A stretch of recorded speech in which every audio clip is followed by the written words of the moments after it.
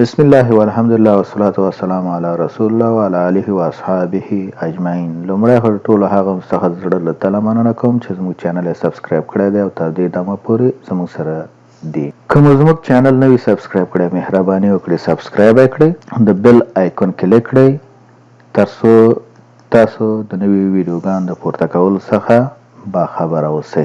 یوټیوب چینل کې سربیره پر ډیموي یا د موټر چلولو د روزنیز پروګرام مونږ دې چینل ته د قرآن کریم پښتو ټکي په ټکي ژباړه، د قرآن کریم د تجوید زده کړې روزنیز پروګرام او د کمپیوټر بیلابیل پروګرامونه موږ دې چینل ته پورته کړي دي چې تر څو تاسو د دې پروګرامونو څخه په پښتو ژبه پورته کړئ.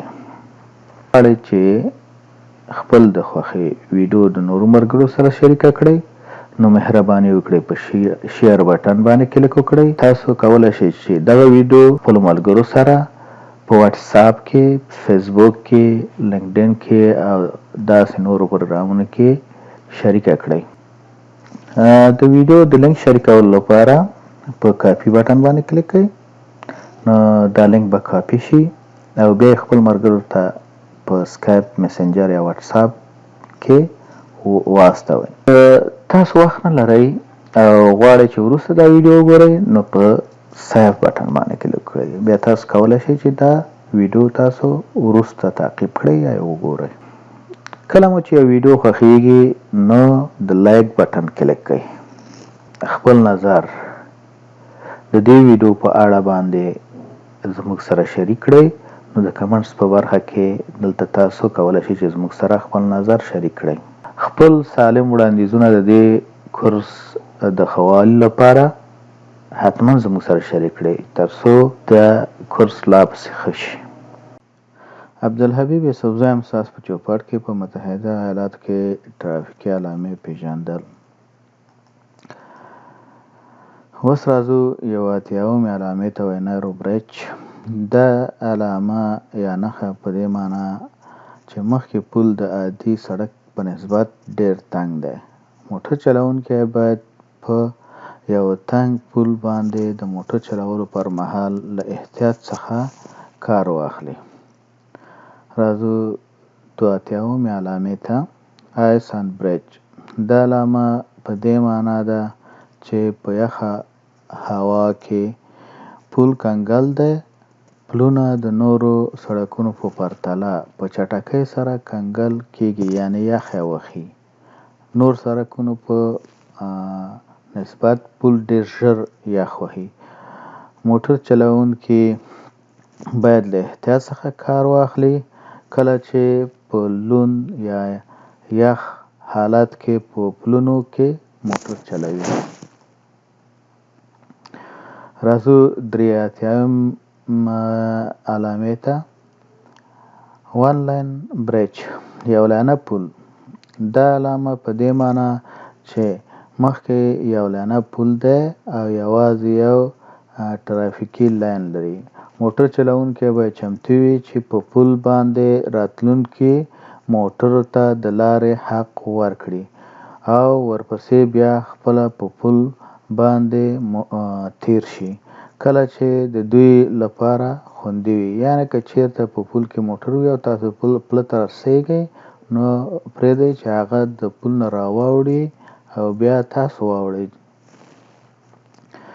راځو 84مې علامې ته ډیر کراسینګ یا د هوسیو د تیریدو ځای. دا علامه په دې معنی ده چې مخکې د هوسۍ یا څارویو د تیریدو ځای دی. موټر چلوونکی باید څارویو ته متوجه وي، خپل سرعت راکم کړي تر څو د درېدو لپاره چمتو وي که څاروی په سړک یا لاره باندې موجود وي.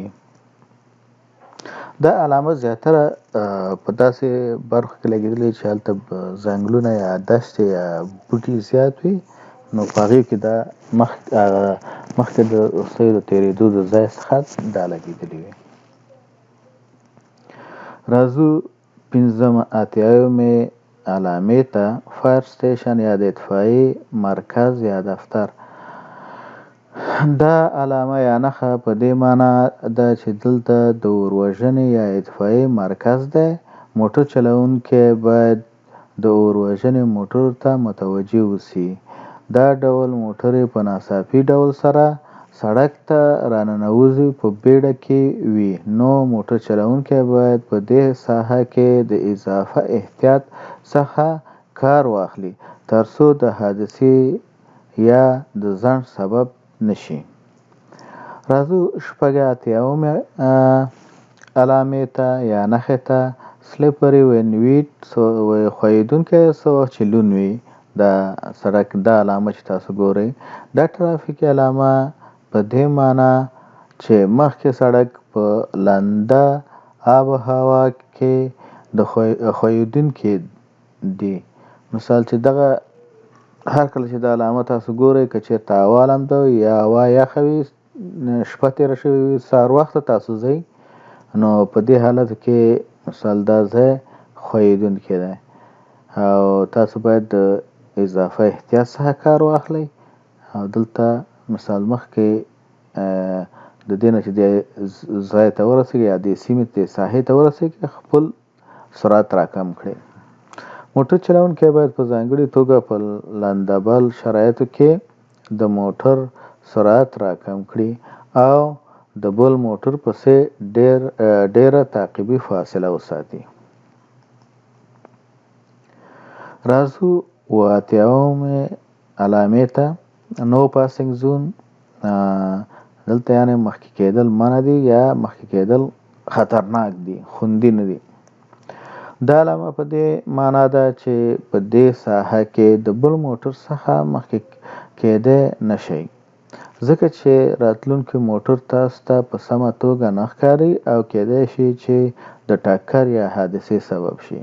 نو په کوم ځای کې چې دا نښه لګېدلې وي د بل موټر څخه مخکې کېدل منع یا خوندي نه دي.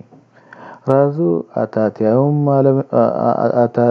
اتیاومې علامې ته.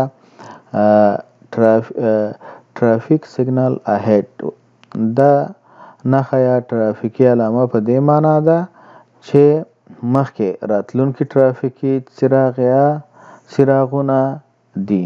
موټر چلوونکی باید چمتو وي د څراغ یا سیګنال د لارښوونې سره سم په سړک باندې عمل ترسره کړي.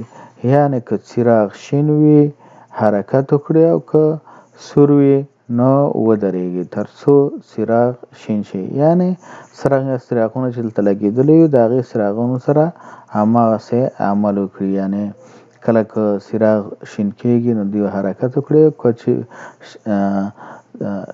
څراغ ټرافیکي څراغ سور شي نو ودرېږي.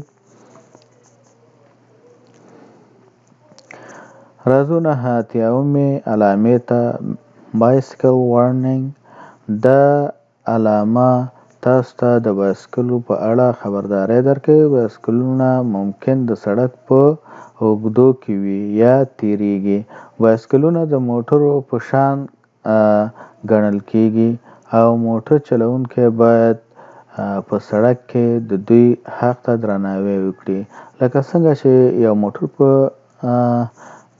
سړک باندې وي، که یو بایسکل وي هم عین شی حق لري. یعنې تاسو باید دغه ونه کړئ، مزاحمت ونه کړئ یا د دې پسې هارن ونه کړئ یا د دې د یو غاړې نه تېر شئ.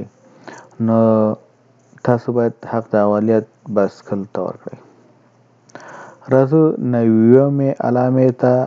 پیډسترین کراسینګ، دا علامه تاسو ته خبرداری درکوي چې مخکې کېدای شي چې پلي یا پیاده تلونکو په نښه شوي او غیر نښه شوي د تېرېدو ځای کې موجود وي. تاسو باید خپه نیولی شئ او د لارې د لومړیتوب حق دوی ته ورکړئ. د یادولو وړ ده چې په هر حال کې پلي یا پیاده تلونکي د لارې د حق لومړیتوب لري. یو نویمه پوښتنه: پیومنټ ان یعنی پوخ سړک ختم ده، یعنی مخکې پوخ سړک ختم شو. دا علامه په دې معنا ده چې مخکې سړک سطحه له پوخ یا قیر څخه جغل یا خامه ته بدلیږي. تاسو باید پاملرنه وکړئ چې په خامه یا خراب سړک باندې ستاسو د موټر ټایرونه په سم ډول سره کشش نه کوي، یعنی انقباض او انبساط نه کوي. کله چې تاسو په تیږو باندې که متوجه اوسئ موټر په دې سړک باندې خوله نه لګوي، د دې ټایرونه د دې موټر دا ټایرونه چې دا په سړک باندې نه نښلي، داسې اوچت مثال لګېږي جګېږي داسې، یعنی انقباض انبساط یا کشش نه لري چې مثال دا په سړک باندې ځان کلک کړي یا په سړک باندې خوله ولګوي. نو په دې حالت کې باید تاسو ډېر ورو موټر وچلوئ. راځو 92 علامې ته، وایي چې پیومنټ اینډ، یعنی دا هم د پورته په شان لکه دا چې دی دلته مثال د دې سړک نښه ده، د قیر سړک دی وروسته خامه شوی دی، اما دغسې علامه هم کیدای شي چې تاسو وګورئ چې لیکلي وي چې پیومنټ اینډ، یعنی پوخ سړک ختم دی. دا د دې تشریح او د هغې تشریح عین سره یو شی دی، مثال خو علامې سره فرق لري. نو تاسو باید دا علامې وپېژنئ چې هر کله دا علامې ګورئ د دې سره هماغه شان عمل وکړئ یا هماغه شان تعقیب کړئ. تاسو باید د ټرافیکو په ژبه باندې پوه اوسئ، که هر کله چې تاسو موټر چلوئ نو تاسو باید د ټرافیکو په ژبه باندې پوه اوسئ. د ټرافیکو ژبه څه ده؟ د ټرافیکو ژبه دا ده چې مثال علامې دي اشارې دي. مثال علامې لګېدلې دي چې دا علامه څه معنا چې مثال په کومه کسو کې، یعنی تاسو کوم علامه چې لګېدلې که سټاپ ساین لګېدلی تاسو ته وایي چې سټاپ مثلا ودرېږئ، که مثال چراغ سور کېږي وایي ودرېږئ، که شین کېږي وایي لاړ شئ. نو دا د ټرافیکو ژبه ده. نو د دې لپاره باید تاسو مخکې چې موټر چلول پیل کړئ نو په دې علامو او د ټرافیکي علامو باندې ځان مکمل ډول سره پوه کړئ او پس د هغې نه موټر چلولو باندې پیل وکړئ. راځو 93 پوښتنې ته، وایي ټرافیک آیلینډ دا ګورئ دوه تیرکه دي لکه په دې شکل سره دوه غشې دي، یعنی کله چې په دې سړک روان دا دوه کېږي، خو د دې خوا نه که په دې خوا ځئ او که دلته په سړک کې موانع وي، که سړک نه دې خوا په دې خوا ځئ او که په دې خوا ځئ دواړو خوا باندې تللی شئ. دا نښه تاسو ته خبرداری درکوي چې سړک مخکې د موانع یا خنډ په مرسته په دوه لارو باندې بدلیږي، خو ډرایور یا موټر چلوونکی د دواړو څخه په هر لور باندې تګ یا سفر کولی شي. راځو ایگزیکټ 15 مایل پر هاورز، یعنی 15 مایل پر ساعت باندې سپیډ کې وای. تاسو په دې حالت کې کله چې ایگزیکټ ته ورداخلېږئ او د لوی لار نه خارجېږئ نو ستاسو سپیډ باید لاین ختمیږي او ستاسو سپیډ باید څومره وي؟ 15 مایله پر ساعت باندې وي. دا علامه تاسو ته خبرداری درکوي چې د لوی لارې یا فریوی لاین د ختمېدو او د وتو لاین ته د ټاکل شوي سرعت په حد کې ننوځئ او د وتلو په حالت کې په ټاکل شوي سرعت کې موټر وچلوئ. کله چې تاسو د ایگزیکټ رمپ ته ورداخلېږئ، یعنې د فریوی څخه ایگزیکټ رمپ ته ورداخلېږئ، زیاتره هلته هغې سپیډ لیکل شوي، بعضې کې 13 لیکل شوي، بعضې کې 15 وي او تاسو باید هماغه تعقیب کړئ، ځکه چې دلته زیاتره رمپونه چې دي یا د ایگزیکټ لارې چې دي هغه د ګولایي په شانت وي. نو که چېرته تاسو تیز راشئ نو په دې حالت کې به تاسو خپل د موټر کنټرول د لاسه ورکړئ، ځکه چې ګولایي ده او په ګولایي کې تیز راتګ د ټکر یا د حادثې او یا د موټر د کنټرول د لاسه ورکولو سبب کیږي. نو دې کې باید تاسو متوجه اوسئ. راځو 95 علامې ته، وایي کله چې دا علامه تاسو ګورئ په دې شکل سره وایي سپیډ لیمیټډ څو ته 15 ته وایي د حد د دې سپیډ دی څومره 15 ته چیرته مخکې یعنې ستاسو مخکې دا سپیډ راکمیږي څو ته 15 ته ریډیوس سپیډ اهیډ وایي مخکې دا سپیډ چې دی د کمیدو په حال کې دی یعنې په دغه حال کې دی چې مثال تاسو کو مخکې د دې نه 40 یا 45 کې ځئ یا 55 کې روان استئ نو کله چې دا علامه ګورئ یعنې د دې نه مخکې سپیډ چې دی 15 دی. دا ټرافیکي علامات تاسو ته خبرداری درکوي چې خپل سرعت راکم کړئ ځکه چې د مخکې سړک سرعت مخ په کمیدو دی یا د سرعت حد په مخکني سړک کې کم شوی.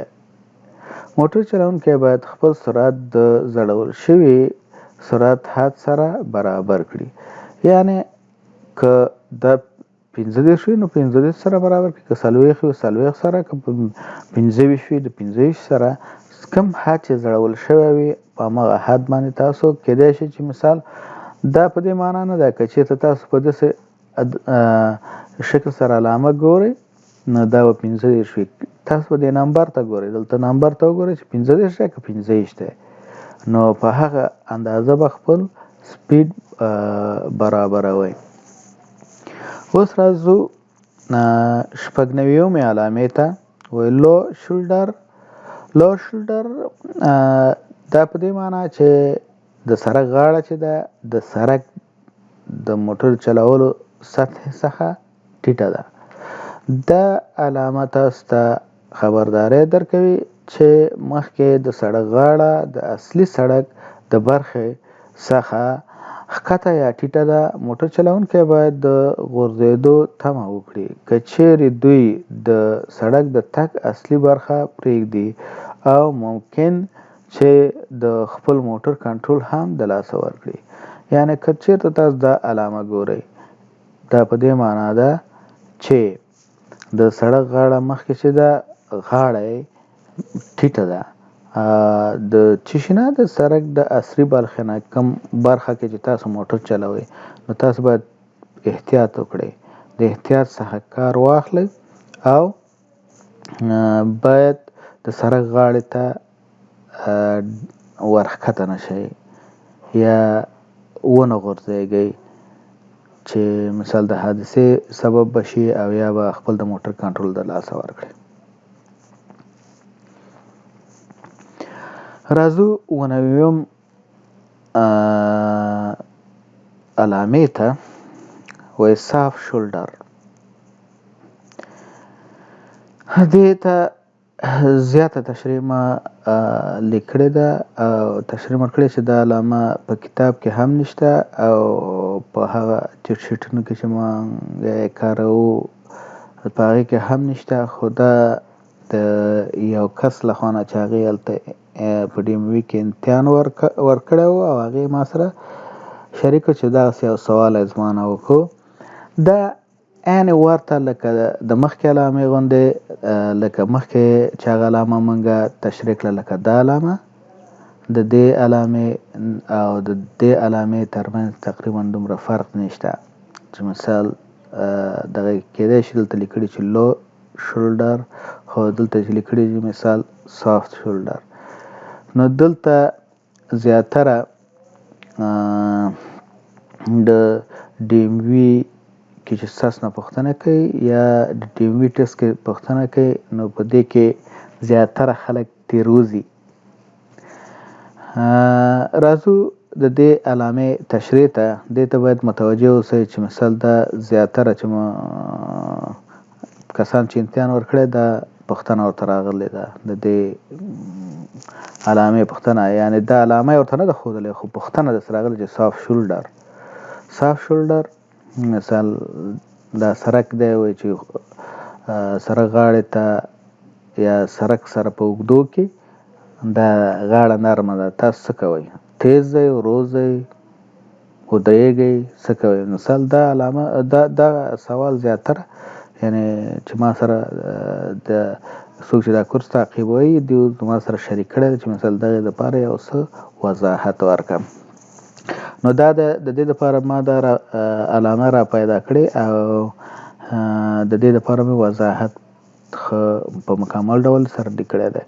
که چیرې تاسو امتحان ورکوئ او یا ازموینه ورکوئ کوم سوال سره مخ کیږئ او په دې درسونو کې چې ما دلته تاسو ته پورته کړي دي نه وي، نو که تاسو بریالي هم یې نو مهرباني وکړئ ما سره په کمنټس برخه کې شریک کړئ یا راته میسج وکړئ چې زه په هغې باندې هم یو ویډیو جوړه کړم او چې د نورو لپاره امتحان کې اسانتیا برابره شي. دا علامه تاسو ته د سړک د نرمې غاړې په اړه خبرداری درکوي چې د موټر چلولو سړک سره په اوږدو کې موقعیت لري او دا غاړه د جغل یا خاورې یا دواړو څخه جوړه شوې وي. یعنی په غاړه کې جغل دی یا خاوره ده، خو د سړک غاړه د سړک د موټر چلولو ګوره د موټر چلولو برخه نه ده، غاړه ده، یعنی د موټر چلولو د برخې څخه اضافه ده غاړه ده. دا ډول غاړه د موټر چلولو لپاره مناسبه نه ده او درون یا لوی موټرې پرې درېدلی هم نشي. تاسو یوازې په بیړني حالت کې د سړک نرمه غاړه کارولی شئ، هغه هم مخکې د دې چې د سړک غاړې ته ورداخل شئ. نو تاسو باید د مخه خپل د موټر سرعت اندازه یا حد ډیر را کم کړئ تر څو تاسو خپل د موټر کنټرول له لاسه ورنه کړئ او د ښویېدو سبب نشي. هر کله چې تاسو بیرته پوخ یا اصلي سړک ته ورداخلیږئ د هغې لور اشاره ولګوئ او کله مو چې په سړک باندې د تلونکو موټرو ترمنځ ډیره فاصله یا خالیګاه پیدا کړه نو سړک ته به په ورو ډول ورداخل شئ او وروسته مو موټر ته سرعت ورکړئ تر څو ستاسو او د نورو تلونکو موټرو سرعت سره برابر وي. کله که تاسو ته احیانا کوم ایمرجنسي حالت یا بیړنی حالت پیدا کیږي او غواړئ چې مثال تاسو دې غاړې ته ودرېږئ نو باید تاسو مخکې د دې نه چې دې غاړې ته ورداخل شئ خپل سپیډ باید کم کړئ. که تاسو په تیز سپیډ کې ورداخل شئ نو کیدای شي ستاسو د موټر د ښویېدو سبب وشي او یا خپل د موټر د کنټرول د لاسه ورکړئ. نو په دې حالاتو کې باید تاسو ډیر متوجه اوسئ، یعنی خپل سپیډ را کم کړئ او کله چې بیا سړک ته ورداخلیږئ بیرته نو په دې حالت کې لږ ورو مخې اشاره لګوئ، لږ ورو مخې کیږئ تر څو تاسو ته وروستی موټر ښکاره شي. کله چې تاسو د موټر ترمنځ زیاته فاصله یا خالیګاه پیدا کړئ په هغه صورت کې خالیګاه ته ورداخل شئ او موټر ته سپیډ ورکړئ چې د نورو موټرو سره ستاسو سپیډ یا دغه برابر شي. ځکه چې دلته نه ټرافیکي څراغونه لګېدلي وي هېڅ هم نه وي. دا د سړک په اوږدو کې دا بعضې کله چې تاسو په لویو سړکونو باندې یا لوی مزلونه کوئ دا غاړې زیاتره موجود وي نو دا په دغه حالت کې وي.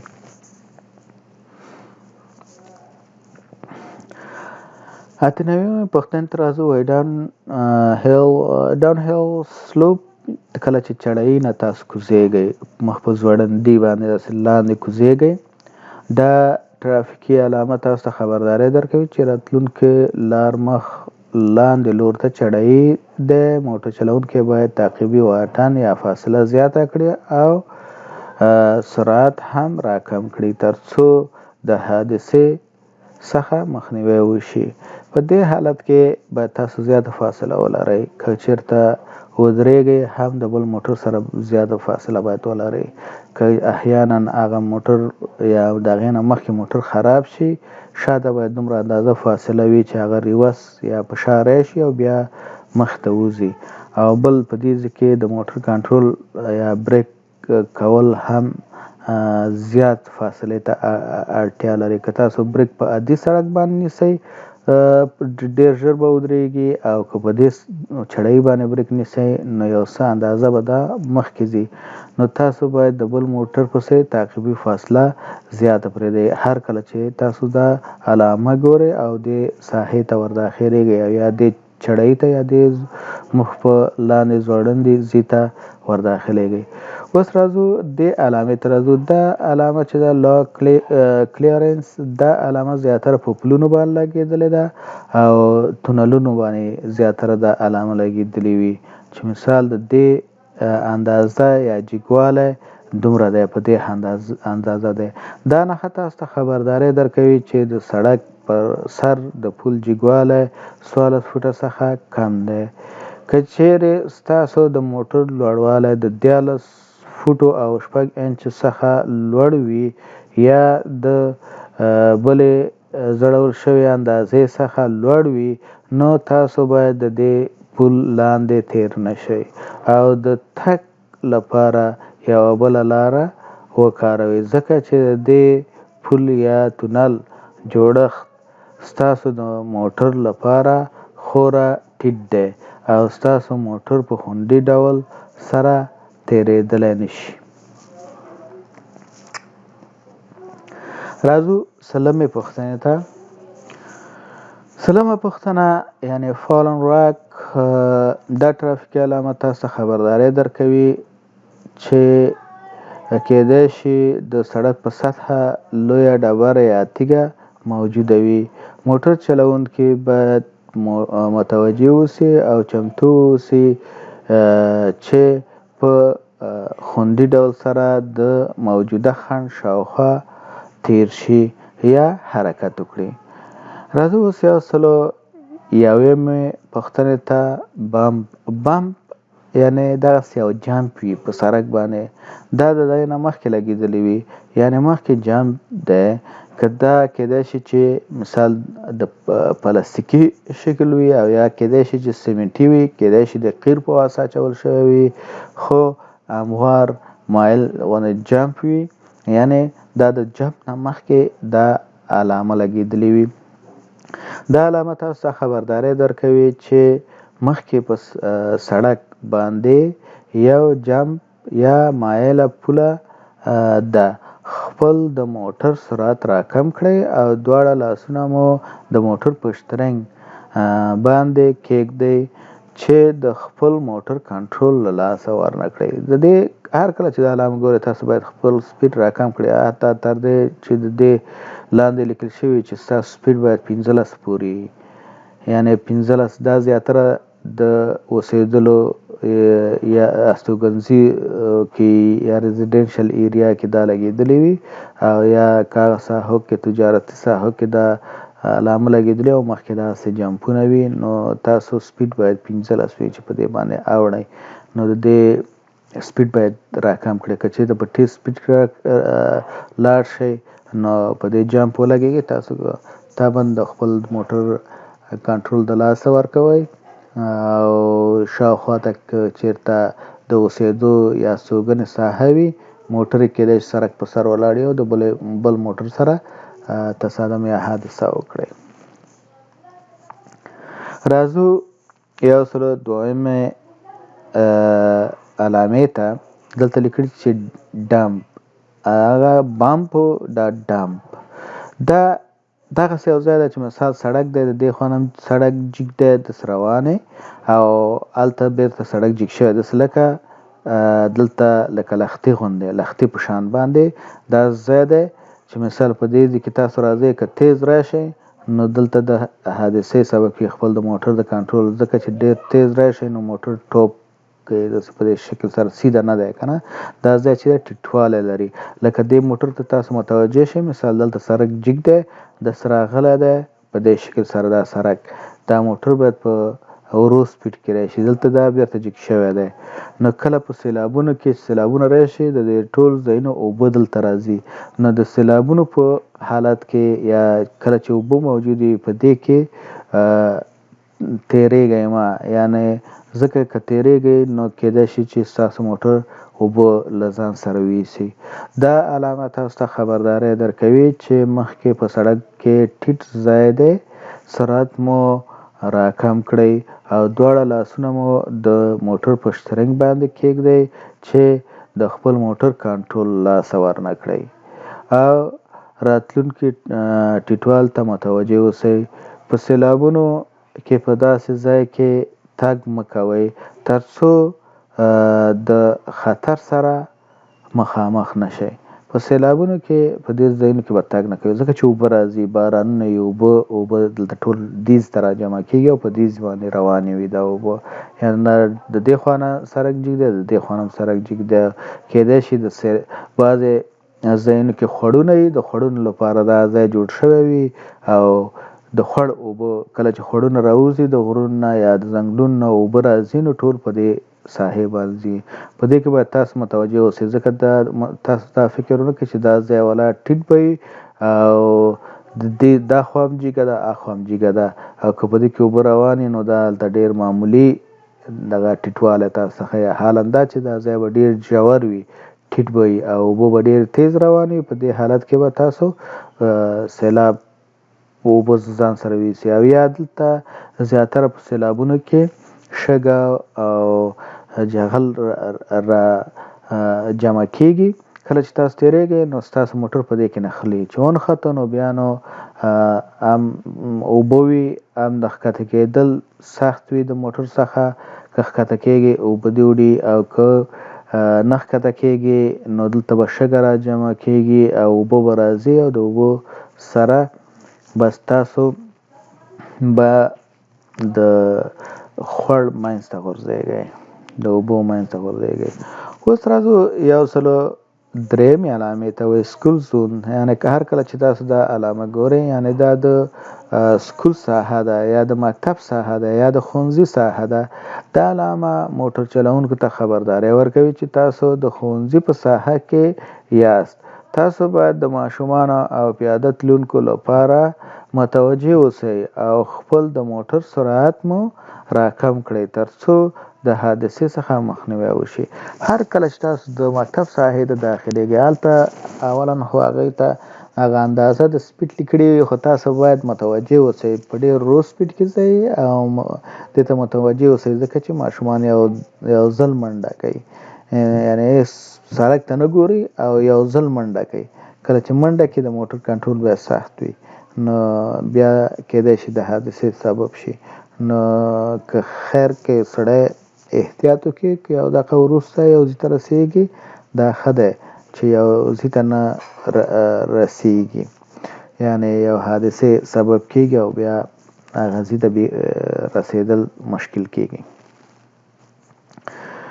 اوس راځو 103 پوښتنې ته چې مثال د هم د سکول زون یا د علامه چې ده دلته په دې پریزنټیشن کې تکراری راغلی ده، مثال دلته هم راغلی ده او دلته هم راغلی ده.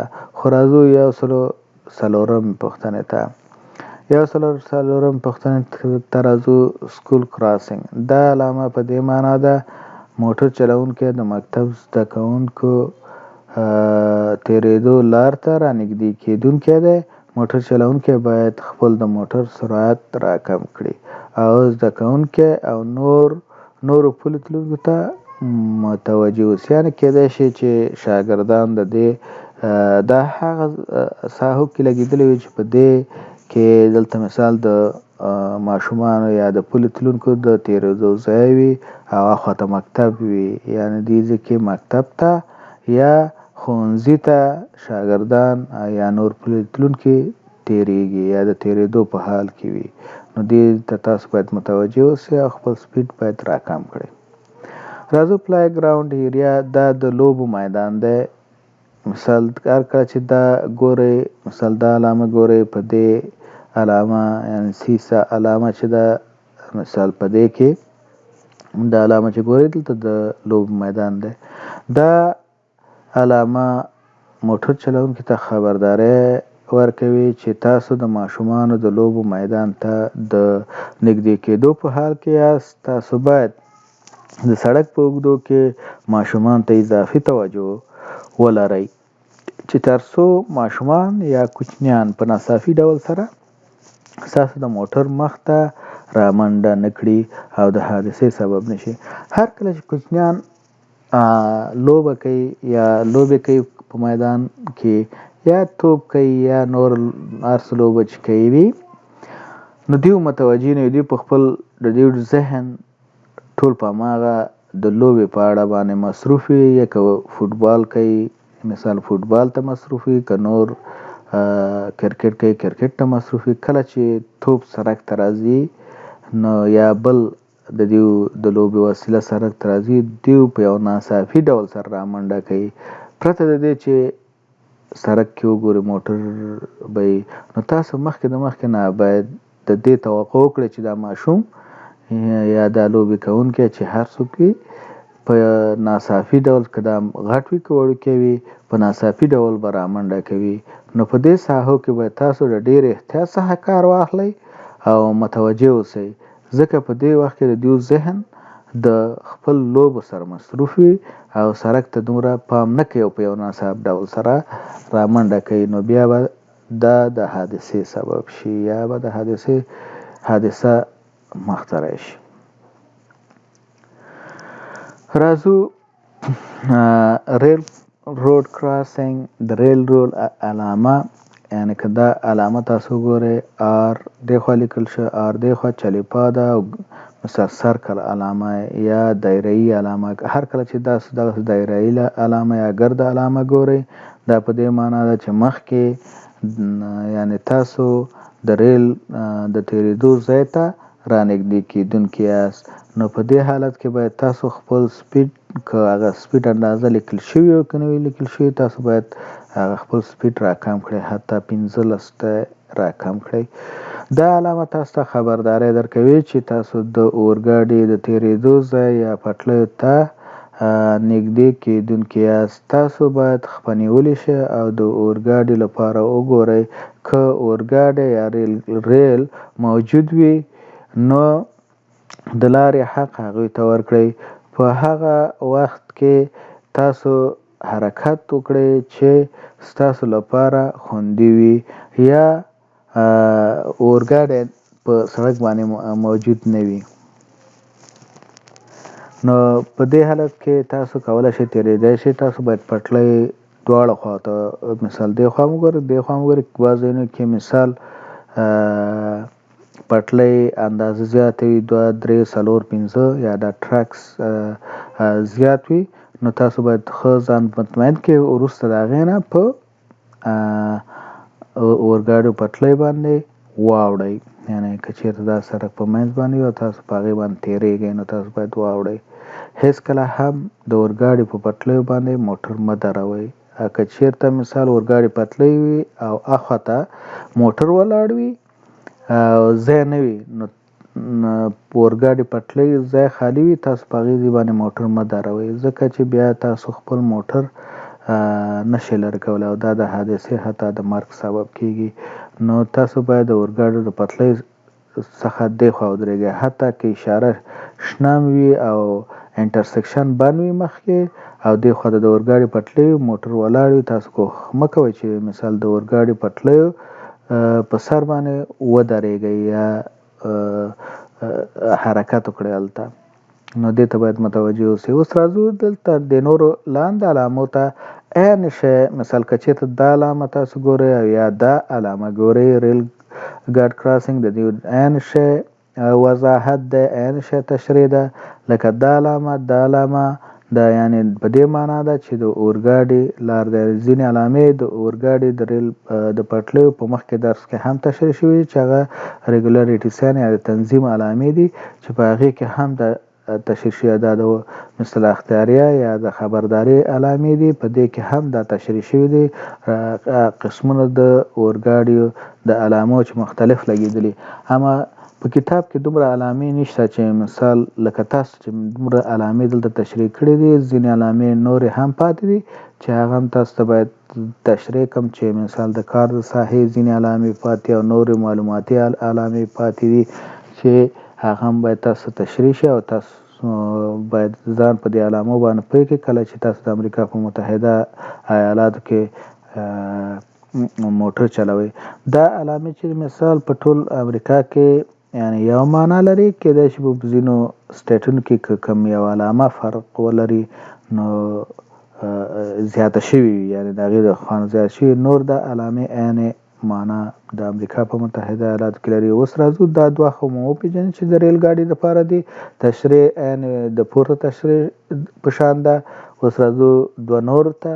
مثال ګورو دا دوه علامې یا به هغه شکل وي یا به دا شکل وي او یا به په دغه شکل وي، یعنی دا د ریل ګاډي د تېرېدو. خو تشریح د دې ټولو علامو سره یو شان ده، یعنی کوم فرق سره نه لري.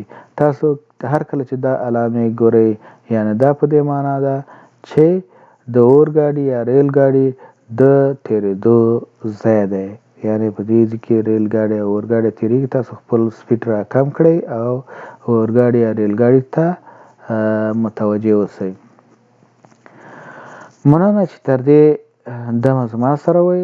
د بریالیتوب په هیله الله تعالی مو بریالي لره. اوس راځم لږ تاسو ته وضاحت درکوم چې دا د علامو روزنیز پروګرام ختم نه دی. د دې پسې نورې علامې هم شته دی چې تاسو به دا ټولو علامو باندې پوه شئ.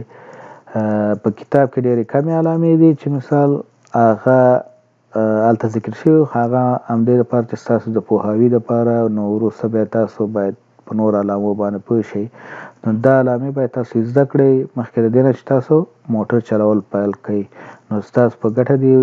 په هر حالت کې تنها د امتحان دپاره درس مه وایئ، د دې دپاره درس وایئ چې ځان پوه کړئ، هغه قانون باندې ځان پوه کړئ. چې تاسو په قانون باندې ځان پوه کړئ یعنی نسبت افغانستان، پاکستان دې ځایونو ته په امریکا کې موټر چلول اسانه دي که چېرته تاسو په قانون باندې پوه شئ. هر څوک په خپل لاره روان دي. هر څوک مثال سره کوم چې ټرافیک اصولو باندې پوهي یا اشارې لګېدلې، هماغه اشارو باندې که سره کېږي ودرېږي ورته، حالا دا چې نه هلته پولیس موجود وي او نه کوم کس موجود وي، دوی تعقیبوي. دا ځایونه دي په دې سړکونو کې چې مثال د اوسېدو ساحې دي، سټاپ ساین یې لګېدلی دي، هېڅوک هم نه وي. نو باید تاسو دا قانون په ځان باندې تطبیق کړئ او دوی یې تطبیقوي. مثال کله چې سټاپ ساین ته رارسېږي یا د درېدو علامې ته رارسېږي ودرېږي په مکمل ډول سره، حالا دا چې په سړک باندې هېڅوک نه وي او بیا حرکت کوي. نو دا په ځان باندې دا قانون باید تاسو ومنئ او عملي کړئ، ځکه چې که چېرته قانون باندې پوه نه شئ دلته موټر چلول بیا سخت دي. هر یو دا فکر کوي چې دا په خپل لاره باندې روان دی، حالا دا چې ته په قانون باندې خبر نه یې او په لاینونه یې په فریوای کې روان یې، که د لاین نه اندکه ته بل لاین ته واوښتې د ټکر حادثې سبب کېږي او دلته په فریوای کې موټرې ډېرې تیز دي. نو تاسو باید د احتیاط څخه کار واخلئ.